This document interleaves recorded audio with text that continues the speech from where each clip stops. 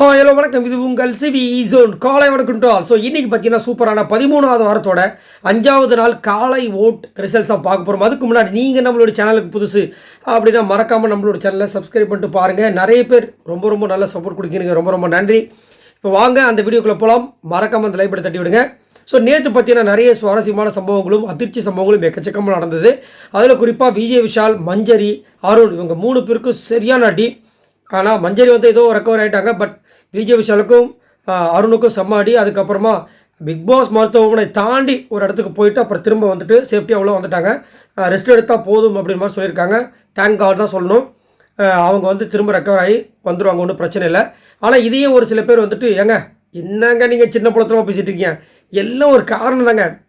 Finale நடந்துகிட்ருக்கு, 2 பேருக்கும் ஓட்டு கம்மியாகிட்டு இருக்கு, அதெல்லாம் ஒரு ஐடியா தான், என்னத்தான் போங்க நீங்கள் அப்படின்ற மாதிரி சொல்கிறாங்க. உங்களுக்கு என்ன தோணுது அப்படின்றத சொல்லுங்கள். ஸோ ரெண்டாவது பார்த்தீங்கன்னா இந்த டிக்கெட்டு ஃபினாலே யார் வின் பண்ணாங்கிற விஷயங்கள் ஆல்ரெடி நான் அப்டேட் பண்ணிட்டேன் மதியானமே. பட் இதில் வந்து ஒரு பயங்கரமான சுவாரஸ்யத்தை கொடுத்துருக்காரு நம்ம முத்துக்குமரன். என்ன சொல்கிறீங்க அப்படின்னு கேட்டிங்கன்னா, முத்துக்குமரன் வந்துட்டு பயங்கரமான ஒரு ஆள், ஸ்ட்ராட்டஜி கிங்குன்னு சொல்லலாம். அதே மாதிரி இந்த டாஸ்க் பிஸ்னஸ் சொல்கிறாங்க பாரு ரயானை, அதுக்கே அதாவது நான் உனக்கு உங்கள் அப்பாண்டா அப்படின்ற மாதிரி சொல்லுவாங்க பார்த்தீங்களா, அந்த மாதிரி. அதாவது நீ படித்த ஸ்கூலில் ஹெட்மாஸ்டர்ன்ற மாதிரி. ஏன்னா இவர் டாஸ்க் பிஸ்னஸ் சொல்கிறாங்க, ஆனால் இவருக்கே ஒரு மரண பயத்தை வந்து காமிச்சிருக்கா நம்ம முத்துக்குமரன். லாஸ்ட்டாக வந்துட்டு 2 பேருக்கும் பயங்கரமான ஒரு ஹெவியாக வந்து அதுக்கப்புறமா தான் ரயான் வந்துட்டு இந்த டிக்கெட்டு ஃபினாலே வின் பண்ணியிருக்காரு அப்படின்ற ஒரு தகவல் வருது. ஸோ இன்றைக்கி அதை நம்ம பார்க்க போகிறோம். நான் ரொம்ப ஆவலாக இருக்கேன். ஏன் அப்படின்னா அதே மாதிரி டாஸ்க் பிஸ்னஸ்னு இவரை சொல்கிறத விட என்னை கேட்டிங்கன்னா முத்துக்குமரன் தான். ஏன்னா 2 நாளில் 0வாக இருந்த ஒரு பர்சன் இப்போ வந்துட்டு ரயானுக்கே வந்து டஃப் கொடுக்குற அளவுக்கு வந்திருக்காரு அப்படின்னா எவ்வளோ பெரிய விஷயம். அதுவும் இல்லாமல் இவருக்கு லக்கில் எந்த பாயிண்ட்ஸுமே வரல, சரிங்களா. நிறைய பேருக்கு லக்கிலலாம் வந்துச்சு, பட் இவருக்கு அது மாதிரி வரல. எல்லாம் ஃபுல்லாக வந்தது. லக்கில் அந்த ஓசி வந்த பாயிண்ட்ஸ்லாம் கொடுத்துட்டார். ஸோ உண்மையிலேயே மாசான சம்பவத்தை பண்ணியிருக்காப்புல நம்ம முத்துக்குமரன். அதனால தான் நிறைய பேருக்கு அவரை பிடிக்குது. பட் இருந்தாலும் பார்த்தீங்கன்னா இப்போ ஒரு சமீப காலமாக வந்துட்டு இந்த விஜய் டிவியோட ப்ரொமோ இருந்தாலும் சரி, இன்னும் ஒரு சில இடங்களில் பார்த்தீங்கன்னா முத்துவை பற்றி நிறையா ஒரு சில பேரில் வந்து கழுவி ஊற்றிட்டே இருக்காங்க. இதை நீங்கள் நல்லா நோட் பண்ணி பார்த்தீங்கன்னா ஒரு சில இதில் அப்படியே சேம் ஐடியாவாக வந்துட்டுருக்கு. ஸோ இதுலேருந்தே நம்ம புரிஞ்சிக்கலாம் யார் யாருக்கு வெளியில் வந்து பிஆர்ஸ் இருக்காங்களோ அவங்களாம் வந்து இதுக்கு ஆப்போசிட்டாக பண்ண தானே செய்வாங்க. அப்புறம் வாங்கியிருக்காங்களா, அதுக்கு செய்யணுமா இல்லையா, அந்த மாதிரி வேலையை செய்கிறாங்க போல இருக்குது. பட் இருந்தாலும் முத்துக்குமரனுக்கு இருக்க ஆதரவு இருந்துக்கிட்டு தான் இருக்குது. அது மாற்றுக்கட்டே கிடையாது, மாறவும் மாறாது. ஸோ இப்போ 3வது பார்த்தீங்கன்னா ஒரு விஷயம் என்னென்னா, டாப் 5ல் வந்துட்டு இப்போ 5 பேர் தான் இருக்க முடியும், சரிங்களா. இப்போ ஓட்டு போகிற போக்கு பார்க்கும்போது முத்துக்குமரன் கன்ஃபார்ம் டாப், சரிங்களா. 1. 2வது பார்த்தீங்கன்னா விஜய் விஷாலும் போகிற போக்க பார்த்தீங்கன்னா இருப்பார் போல இருக்குது 2. அதுக்கப்புறம் ரயான் டிக்கெட்டு ஃபினால் வாங்கிட்டாரு 3. இப்போ 2 இடம் தான், சரிங்களா. ராணா வந்துட்டு வாங்குற ஓட்டு பார்த்தீங்கன்னா பயங்கரமாக சார் இருக்குது. இப்போ அவர் உள்ளே கொண்டு வரணும் 4. இப்போ ஒன்று தான். இதில் சௌந்தர்யா இருக்காங்க, மஞ்சரி இந்த வாட்டி போயிடுவாங்க, பவித்ரா போகிறதுக்கு வாய்ப்பு இருக்குது, அருண் இருக்கார், தீபக் இருக்கார் ஒரே ஒரு இடத்துக்கு. இவ்வளோ விஷயங்கள் இருக்குது. இதில் யாரை கைட்டு விட்டுட்டு இது பண்ண போகிறாங்கன்னு சத்தியமாக எனக்கு புரியல. இதில் பணப்பெட்டியை யார் எடுக்க போகிறாங்கன்றதுன்னு தெரியல. ஆண்டவா, இது உனக்கு தான் வெளிச்சன்றமாக இருக்குது. ஸோ நீங்கள் உங்களோட கருத்தை சொல்லுங்கள். இந்த டாப் 5ல் யார் வருவாங்க, யார் வரணும்னு நீங்கள் ஆசைப்படுறீங்க, மறக்காம கமெண்ட்ஸ் பண்ணி போவாங்க. அந்த அனாலிசிஸ் வீடியோக்குள்ளே போகலாம். ஃபர்ஸ்ட் பிளேஸில் யார் இருக்கா அப்படி பார்த்தீங்கன்னா நம்மளோட தீபக் இருக்காரு. இவர் எவ்வளோ ஓட்ஸ் இது வரைக்கும் வாங்கியிருக்காரு அப்படின்னு 92,715 ஓட்ஸ் வாங்கியிருக்காரு. ஓட்டிங் பர்சன்டேஜ் பார்த்தீங்கன்னா 14.93. நான் இதுக்குள்ளேயே இந்த ஒரு 1 லட்சம் ஓட்டு வாங்கியிருப்பார்னு ரொம்ப ஆசையாக இருந்தேன். பட் அன்ஃபார்ச்சுனேட்லி இன்னும் 1 லட்சம் வரல. மேபி இன்னும் கொஞ்சம் நேரத்தில் வந்துடும் வச்சுக்கோங்களேன். பட் இருந்தாலும் தீபக் வந்துட்டு அவரோட முடிஞ்ச விஷயங்களை கொடுத்துட்டு தான் இருக்காரு, அவரோட வயசையும் தாண்டி. இப்போ வந்து எப்படி வந்துட்டு இவரை வந்து சொல்லாங்க, யார் நம்மளுடைய மங்களம் சார், அவர் வந்து எப்படி வந்து வயசானவர் சொன்னாங்களோ அதே மாதிரி தான் இவரும். ஆனால் அவர் மாதிரி வந்துட்டு சோம்பலாக இல்லாமல் இவர் அவரோட எவ்வளோ பெஸ்ட்டை கொடுக்குமோ அதை கொடுக்குறாரு. இன்றைக்கான ஒரு விஷயம் போல் என்னென்னா, ஒரு அலையன்ஸுன்ற மாதிரி லாஸ்ட் டாஸ்கில் பண்ணாங்க. ஆனால் அது அவங்களுக்கு வந்து சரிப்பட்டு வர மாதிரி தெரியல, டக்குன்னு விட்டார். இவர் விட்ட காரணத்துக்காக மற்றவங்களாம் வந்துட்டு அந்த குரூப்பை வந்துட்டு இது ஒன்று பண்ணுவாங்களா. ஸோ ஒன்ஸ் போடுறதுக்கு முன்னாடி யோசிக்கணும். போட்டுட்டாங்கன்னா அதை யோசிக்கக்கூடாது. அப்படி இறங்கிறதுக்கு முன்னாடி 1008 வாட்டி யோசிக்கலாம். இறங்கிட்டோன்னா அதில் என்ன பெஸ்ட்டாக பண்ண முடியுமோ அதை பண்ணணும். ஆனாலும் Deepak is a very gentleman, சூப்பரான ஒரு பர்சன். கண்டிப்பாக வந்துட்டு இந்த டாப் 5ல் இருப்பார். மேபி யாருக்கு தெரியும், அவரே வந்து இந்த பெட்டி எடுத்துகிட்டு போனாலும் ஆச்சரியப்படுத்துக்கல. ஏன்னா ஒரு இடத்துல சொன்னார், பார்க்கலாம் என்ன நடக்குதுன்னு. 2வது பேஸ் பார்த்தீங்கன்னா ரயான் இருக்கார். இவர் எவ்வளோ ஓட்ஸ் வாங்கியிருக்காரு அப்படின்னு 86,165 ஓட்ஸ் வாங்கியிருக்காப்புல. ஓட்டிங் பர்சன்டேஜ் பார்த்தீங்கன்னா 13.87. நான் ஆல்ரெடி சொன்னேன் தான், இப்பயும் நான் சொல்கிறேன், கண்டிப்பாக வந்துட்டு இதுக்கு இவர் தகுதி இல்லாத ஒரு ஆள் அப்படி தான் சொல்லுவேன். ஏன்னா அப்படி தகுதியான ஆள்னா ஒரு வயல்கார்டு என்ட்ரிலேருந்து இவ்வளோ நாள் ஆயிடுச்சு, இவ்வளோ நாள் வந்து 2nd பிளேஸ்க்கும் வரல, 3rd பிளேஸ்க்கும் வரல. இப்போ மட்டும் நான் பெருசாக என்ன வானத்துலேருந்து குதிச்சிட்டாங்களா, ரசிகர்லாம் வந்து ஓட்டை போட்டு தெறிக்க விட்றாங்களா, அப்படிலாம் கிடையாது. எல்லாம் காரணம் தான். ஸோ கன்ஃபார்ம் இது வந்து திட்டமிட்ட சதி மாதிரி தான் எனக்கு தோணுது.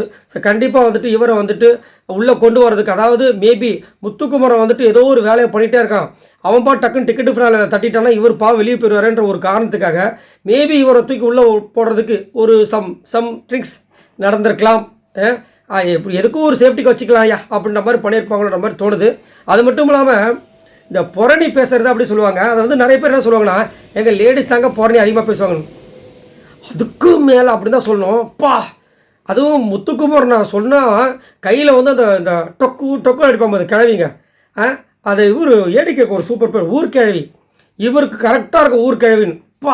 எப்போ பாரு முத்து. ஆனால் இன்றைக்கி ஒரு கேவலமான ஒரு விஷயம் நேற்று என்னன்னா, முத்துக்குமரன் தனியாக தான் விளையாடணும்னு முதலே சொல்லிட்டார்.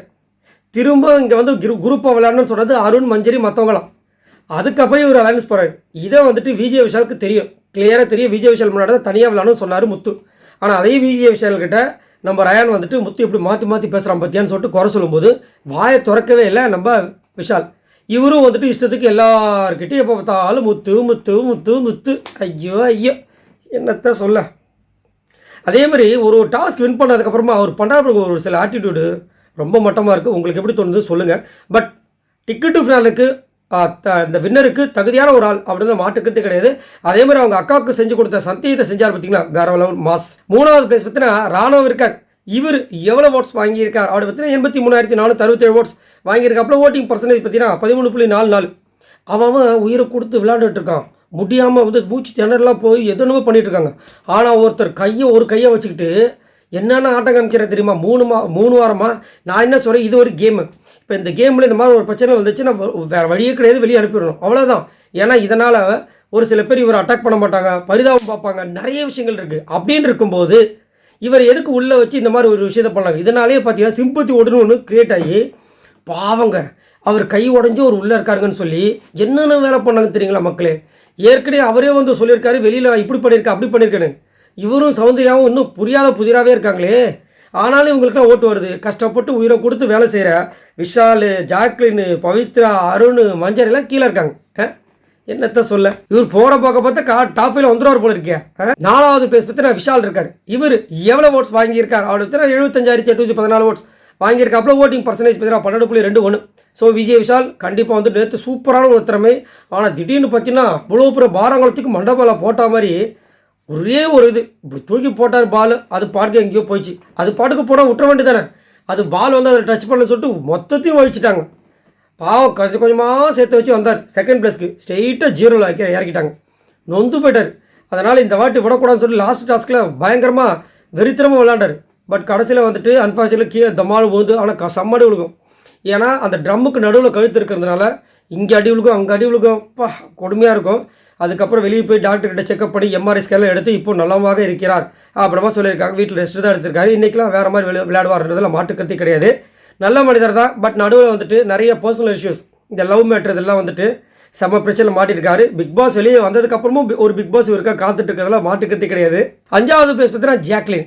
இவங்க எவ்வளோ ஓட்ஸ் வாங்கியிருக்காங்க அப்படி பார்த்தீங்கன்னா 73,909 ஓட்ஸ் வாங்கியிருக்காங்க. ஓட்டிங் பர்சன்டேஜ் பார்த்தீங்கன்னா 11.9. இந்த பொண்ணெல்லாம் வந்துட்டு எனக்கு தெரிஞ்சு 3rd பிளேஸ், 4th பிளேஸ் வரணும். 5வது பிளேஸில் இருக்காங்க. ரயானை விட கம்மியாக, விஜய் விஷாலை விட கம்மியாக. சூப்பரில் அது எப்படிப்பா? ஃப்ரம் டே 1லேருந்து இது வரைக்கும் நாமினேஷனில் வந்துட்டு இருக்காங்க. ஃப்ரம் ஃபஸ்ட்டு வீக்லேருந்து 12 வீக்ஸ் வரைக்கும் 3rd place, first place, second பிளேஸ்னு வந்துட்டு இருக்காங்க. அது எப்படி கரெக்டாக 13வது வாரத்தில் வந்துட்டு ஸ்ட்ரெயிட்டாக 5வது பிளேஸ் போவாங்க? யாராவது புதுசாக யாராவது உள்ளே வந்திருக்காங்களா? இல்லை வந்து மக்கள் என்ன, எனக்கு ஒன்றும் புரியல. எல்லாமே அதாவது எப்படியாவது தனக்கு பிடித்த ஆட்களை உள்ளே சொருகிறதுக்கு என்ன வேணாலும் பண்ணுவாங்க. அதில் இவங்க மாட்டிட்டு முடிக்கிறாங்களோன்ற மாதிரி தோணுது. எனக்கு தெரிஞ்சு இவங்க பண்ணுற வேலைக்கெல்லாம் பார்த்து ப்ரெஷர் பண்ணி ஜாக்லின் அந்த பணப்பீட்டு எடுக்க வைக்கிறதுக்கு பிளான் பண்ணுறாங்களோன்ற மாதிரி சின்னதாக ஒரு டவுட் வருது. உங்களுக்கு அந்த டவுட் வருதான்றதை சொல்லுங்கள். 6வது பிளேஸ் பற்றி நான் பவித்ரா. இவங்க எவ்வளோ ஓட்ஸ் வாங்கியிருக்காங்க அப்படி பார்த்தீங்கன்னா 71,329 ஓட்ஸ் வாங்கியிருக்காங்க. ஓட்டிங் பர்சன்டேஜ் பார்த்தீங்கன்னா 11.649.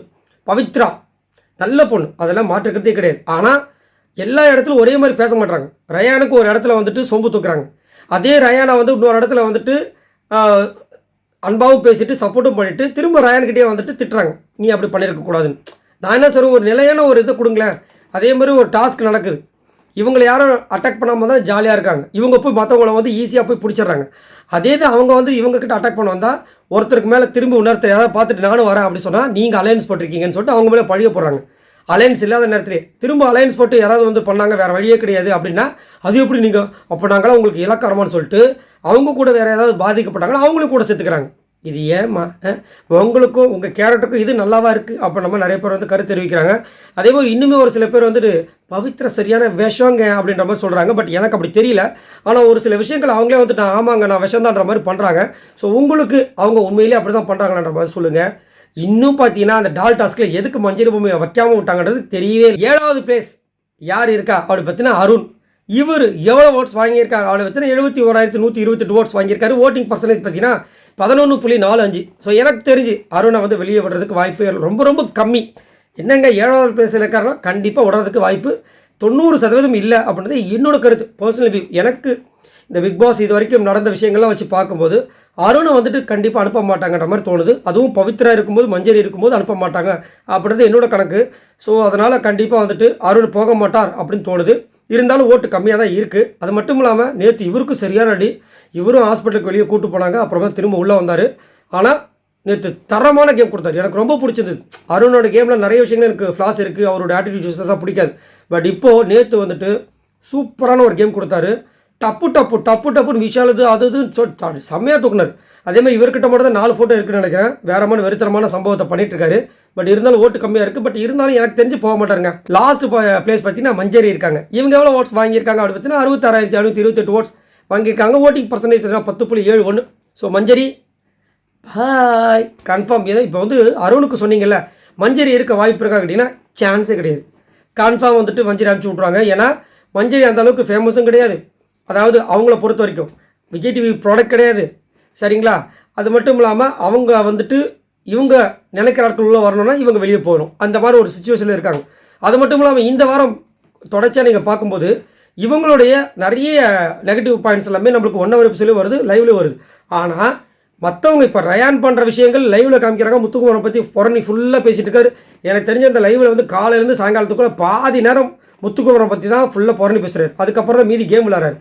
ஆனால் 1 ஹவர் எபிசோடில் காமிக்க மாட்டாங்க. ஆனால் மஞ்சரி பண்ணுற எல்லாத்தையுமே 1 ஹவர் எபிசோட்லையும் காமிக்கிறாங்க, இதுலேயும் காமிக்கிறாங்க. காரணம் இதை காமிச்சா தான் மக்களுக்கு வெறுப்பு வரும், அப்போ தான் மக்கள் ஓட்டு போட மாட்டாங்கன்றது ஒரு மைண்ட் செட்டு. ஸோ கண்டிப்பாக வந்துட்டு மஞ்சரி ஓகே அது மாதிரி தெரியுது. அது மட்டும் இல்லாமல் இன்றைக்கி ஒரு விஷயம் பண்ணாங்க. நேற்று முத்துக்குமரன் ஒரு பாயிண்ட் கொடுக்கும்போது இனிக்குது. அதே மாதிரி பிக் பாஸ் வந்து ஒரு டாஸ்க் மாதிரி வச்சு 3 பாயிண்ட் கொடுக்கும்போது ஆப்போசிட் இருந்து வாங்கும்போது இனிக்குது. இன்றைக்கி முத்துக்குமரன் ஒரு வார்த்தை கேட்குறாரு, உனக்கு அதிகமாக தானே இருக்குது, எனக்கு ஒரு பாயிண்ட் கொடுப்பியா அப்படின்னா ஏன் அப்படின்ற மாதிரி மூஞ்சில் சவர் பேசுகிறாங்க. அதை வெளியே வந்தோன்னு அவரே கேட்டார், இனிமேல் நீ கேட்டால் வா அப்புறம் இருக்கணும். இல்லைடா நான் கொடுக்கணும் தான் நினச்சேன்ற மாதிரி ஒரு கதையை விட்டாங்க. சரி என்ன பண்ணுறது, போகும்போது கதையெல்லாம் கேட்டு தான் ஆகணும். சரி இவங்க எல்லோரும் மொத்தமாக வாங்கின ஓட்ஸ் இது வரைக்கும் பார்த்தீங்கன்னா 6,21,055 ஓட்ஸ் வாங்கியிருக்காங்க. ஸோ கண்டிப்பாக இந்த வாரம் மஞ்சரி பவித்ரா போகிறதுக்கு வாய்ப்பு எக்கச்சக்கமாக இருக்குது. Suppose there is a chance miss ஆச்சு அப்படின்னா மஞ்சரி அருணும் போகிறதுக்கு வாய்ப்பு ரொம்ப கம்மி. இருந்தாலும் இப்படி தான் வந்துட்டு கட்டம் சொல்லுது, சரிங்களா? சரி நீங்கள் உங்களோட கருத்தை சொல்லுங்கள். இந்த வாரம் யார் வெளியேறுவாங்க அப்படின்னு நீங்கள் நினைக்கிறீங்க? அது மட்டும் இல்லாமல் உங்களுக்கு இந்த டாப் 5 இவங்க தான் வருவாங்க அப்படின்னா நீங்கள் யாரை சொல்லுவீங்க? மறக்காமல் கமெண்ட்ஸ் பண்ணுங்கள். இந்த வீடியோக்கு மறக்காமல் ஒரு லைக் பண்ணி தட்டி விடுங்க. மறக்காமல் சப்ஸ்கிரைப் பண்ணுங்கள். பாய் நண்பர்களே.